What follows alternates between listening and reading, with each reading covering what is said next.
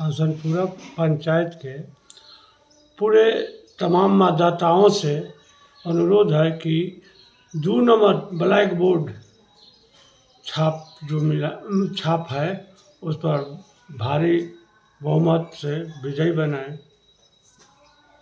तो आपका black board चुनाव चिन्ह मिला है जी। 2 नंबर बटन। कितने उम्मीदवार आपके पंचायत में हैं? 3 उम्मीदवार हैं। कितना आश्वस्त है इस बार चुनाव को लेकर, कुछ बताएंगे? क्या लगता है चुनाव किस तरीके का? चुनाव जो है बहुत अच्छा ढंग से निकल रहा है। चलिए ठीक है, बात करते हैं।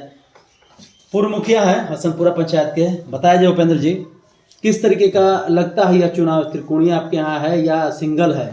तो सबसे बड़ा चीज़ है कि हसनपुरा पंचायत के जो इनका 5 साल का कार्यकाल रहा है, जो 6 से किसानों के साथ में इनका तालमेल रहा है, किसानों का जो पैक्स के द्वारा जो भी लाभ होता है। और सबसे बड़ा चीज़ है कि देखिए पैक्स में तो कोई नली गली इंदिरा आवास दुनिया जहाँ तो बनाना तो है नहीं। किसान का धान का खरीदारी, धान अभी प्राप्ति करना और किसानों को समय पर भुगतान करना, इन्होंने अपने 5 साल के कार्यकाल में अच्छे ढंग से किया है। और किसान के बीच में हम जब जाते हैं, अभियान जब चलाते हैं, जो जनसंपर्क अभियान जो चलाते हैं, उसमें लोग के पास जाते हैं, किसी भी तरह का कोई शिकवा शिकायत नहीं मिलता है। इनसे पूर्व जो पैक्स अध्यक्ष थे उन्होंने लगाया कि आरोप की वर्तमान में कुछ नहीं हुआ है। साथ में अभी वर्तमान में जो हसनपुरा पंचायत के मुखिया हैं उनके ऊपर प्रधानमंत्री आवास अभी मुहैया कराने का भी उन्होंने एलिगेशन लगाया था कि चुनाव को फायदा पहुंचाने के लिए उनको दिया जा रहा है अभी आवास। तो क्या ये होता है? सबसे बड़ी बात है धर्मेंद्र, हमारे 8400 पंचायत है पूरे बिहार में, और 8400 पंचायत में हम जानते हैं कि कहीं भी किसी भी पंचायत में प्रधानमंत्री आवास योजना का कोई ऐप खुला नहीं है। होता है, हम भी 15 साल इस पंचायत की सेवा करने का काम किया है। इस तरह का कोई मामला नहीं है। जो आप लोग इस तरह का लोग अफवाह उड़ाए हुए हैं और लोगों से कागज पत्र वसूलने का काम कर रहे हैं, यह सरासर गलत है। और हमारे पंचायत के जो प्रधान हैं, मुखिया जी हैं, उन्होंने भी इस चीज़ को स्वीकार किया है कि हम अपने हसनपुरा पंचायत के पिपरैया गांव में किसी भी मतदाता से अभी तक कागज पत्र नहीं ले लिए।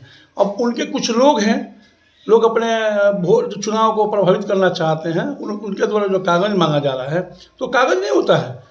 अब एक प्रधानमंत्री के एक ऐप होता है और ऐप खोलकर वहाँ पर जाकर लोगों का फोटो और खींचने का काम होता है और वह सोशल डायरेक्ट प्रधानमंत्री ऐप में उसका लोड करने का काम होता है। तो इस तरह का किसी भी पंचायत में अभी काम नहीं चल रहा है। सिर्फ लोगों को, मतदाताओं को गुमराह करने के लिए, जो 3 वर्ष पूर्व गुमराह लोग मतदाताओं को किए हैं पूरा पंचायत में, उसी तरह का गुमराह करने का काम किया है।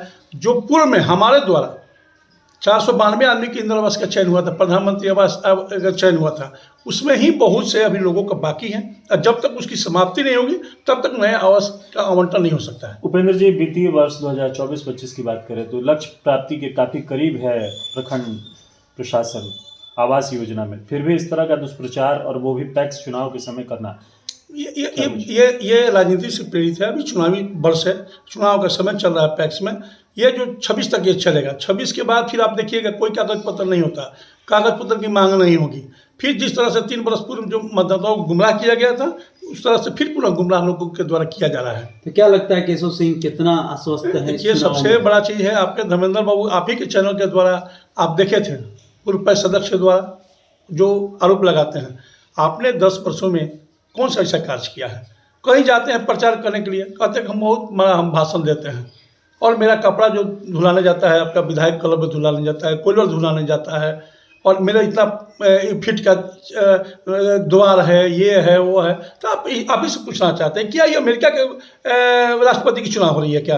यहाँ किसान के पैसे का चुनाव हो रहा है और आपके द्वारा इस तरह का बयान दिया जाता है कि हमारा पेरिस धुलाना। अरे आप जवाहरलाल नेहरू जी का पेरिस धुलाने जाता था कपड़ा, उसका भी हम लोग खंडन करते हैं, कांग्रेस के लोग खंडन करते हैं कि इस तरह की बात नहीं थी। गरीबों की पार्टी है कांग्रेस, और आप अपने मुंह से कहते हैं कि मेरा धुआं निकल जाता है, पेरिस कपड़ा धुलाने निकल जाता है। इस तरह का बयान जो देते हैं और कहते हैं कि मैं अपने कार्यकाल में 10 बरस जमीन खरीदा है। तो मैं पूछना चाहता हूँ उस पैक्स अध्यक्ष जी से कि आपका क्या महीना था, क्या कितना महीना है आपका कि आपने 10 बीघा जमीन खरीदने का काम किया है? तो कहीं ना कहीं अपने मुंह से आप स्वीकार कर रहे हैं कि हमने पैक्स में लूटने का काम किया है और कमाने का काम किया है, और उसी पैसा से जो बिचौलिए से धान खरीद कर आप जो काम किया है, उसी पैसा से बचाकर और आपने खेत खलिहान खरीदने का काम किया। अंतिम सवाल है, अपील कर क्या करेंगे अपने पंचायत के लोगों मैं को? तमाम हसनपुरा पंचायत के जो मतदाता हैं, भगवान स्वरूप जो मतदाता हैं, पैस के जो मतदाता हैं, मैं उनसे अपील करना चाहता हूं